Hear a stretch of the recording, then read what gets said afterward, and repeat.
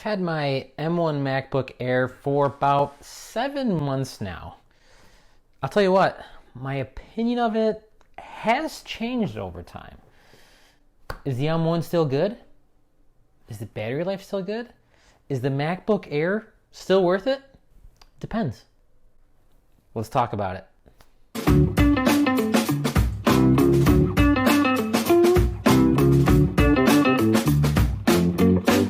So I posted a review of this MacBook Air after using it for about 2 months. Check out that review video here. And since then, my usage has changed a bit, and that gave me some different thoughts about how good this computer really is. What has changed in my usage is really just my habit of how I use it. I used to say tethered to my desk, most of the time, using my large monitor, keyboard and mouse, yada, yada, yada. Over time, I started using it in more places around my house. Like a lot of people, I work from home now. So sometimes I need a change of scenery just to get the productive juices flowing. Even more recently, I've started traveling again. And the mobility of the MacBook Air is the driving factor for why I chose it over the MacBook Pro. And I know there's not a huge weight difference, but there's no fans in this. It's the ultra portable. It's the smallest, lightest laptop in Apple's lineup. It's also the least performant. With the M1 though, that stopped being a concern, and the gap between the MacBook Air and MacBook Pro got a little smaller. Also remember, like I just said, the MacBook Air has no fans in it and no moving parts. So it is a silent machine. And it also never gets hot. But I never use it on my actual lap. I don't know if anybody does that anymore anyway. So I'm not sure that would ever be an issue, if the heat would be an issue for me. But it doesn't. It doesn't. In terms of the performance, the M1 has impressed me since I started using this. I used to use my 2015 27-inch iMac 5K with a quad-core Intel i5 in it, sitting right over there. The M1 is way snappier in every way. So yes, my MacBook Air outperforms my 27-inch iMac all day long. It chews through video edits and renders, and even photo editing is a breeze on it. Now, I'm not a power user. Those few video editing and photo editing things are probably the most processor intensive things I do, and my experience is way better than it was on my iMac with quad-core Intel i5. I am extremely happy with the performance, even after 7 months. The battery may be a slightly different story. Apple claims an 18-hour battery life in the MacBook Air, which is more than anyone probably needs. In the early time I was using this, I didn't measure exactly what I was getting, but I was very impressed. Most of the time, I could go through an entire workday without recharging. And I mean not tethered to my desktop and my docking station. Lately, however, over the last month or so, or two, my experience has been a little different. On average, I would say on average, I'm using about 60% of my battery or more by lunchtime. And I don't edit photos and video for work, so I'm not doing any crazy processor intensive stuff here. So the experience has been, I guess, less than ideal. On the positive side, this thing charges very fast. And I do use a 60 watt charger when I travel, and my docking station has an 80 watt charger. The Apple charger is only 30 watts, but with any of those, this thing does charge very fast, even if you're using an external power brick or something. It even remembers your charging history to help you improve its battery life, which is pretty cool. I stumbled across this where I had it plugged in, and for about an hour I noticed it was still sitting at 80%. And then when I clicked on it, it said it will charge up to 100 by 10 p.m. or something. It's trying to meet my habits. I don't usually take it off and use it on battery, so why would it charge it? Charging cycles decrease battery life. So this is it trying to maintain the battery health by learning your habits, which I think is very cool. Now I say all of this, but this isn't hindering my usage, not at all. I can charge or just dock to charge when it's really convenient. Or I can just use a battery pack with PD, like power delivery, like I just mentioned. And that actually works just fine. But I do have a theory of this dip in performance though. Just thinking about my daily app usage and what may be the cause of such battery draw, I use mostly Microsoft apps. Office 365, Outlook, Teams, OneDrive, all the things.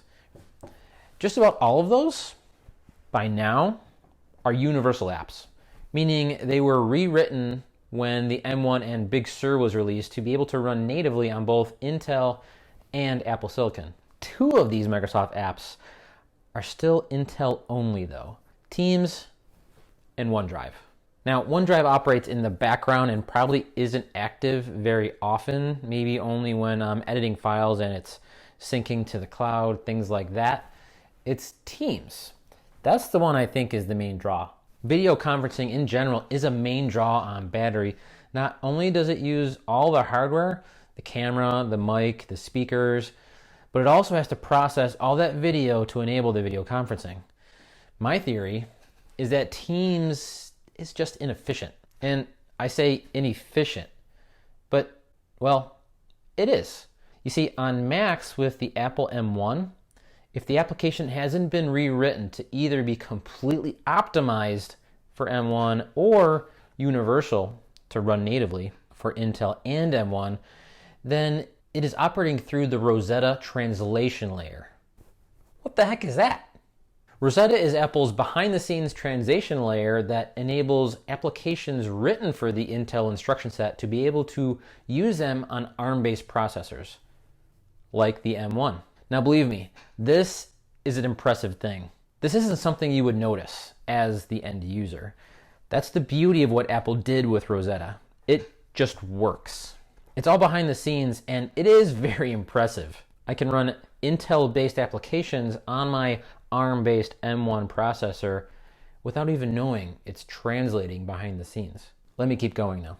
I mentioned I'm traveling more, and this is the best computer I've used on an airplane. I'm not using Teams on an airplane. I mean, that would be super awkward to be having a video call sitting next to somebody.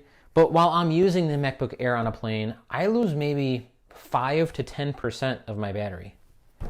Okay, so that was a lot on the battery.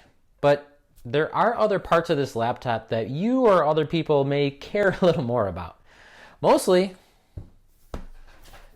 the I/O. It still only has 2 Thunderbolt ports.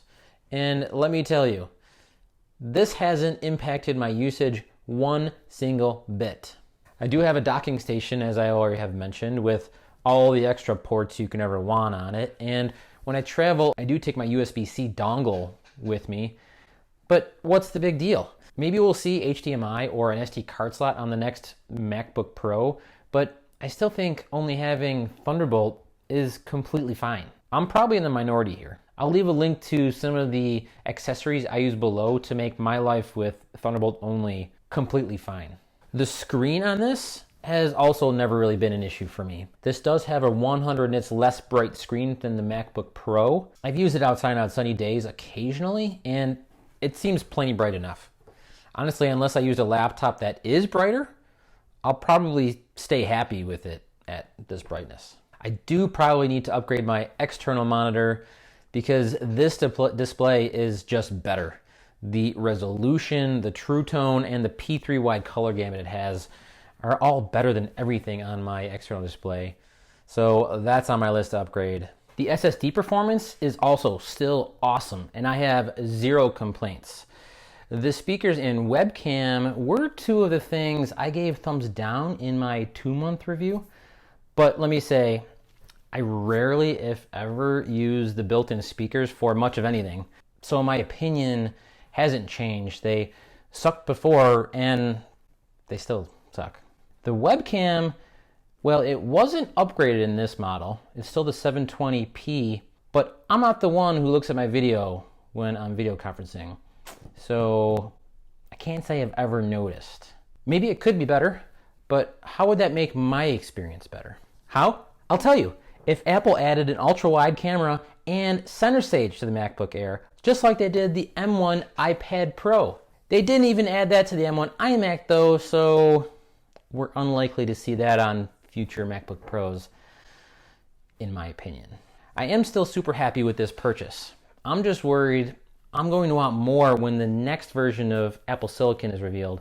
I don't do a whole lot of Apple videos. I mean, there are a ton out there, but if you are interested, check out my thoughts when I did my 2-month review video of the MacBook Air here and see how my thoughts have changed over time. Or check out my channel for more and consider subscribing if you haven't yet. Hey, thanks for watching. I'll see you in the next one. Peace.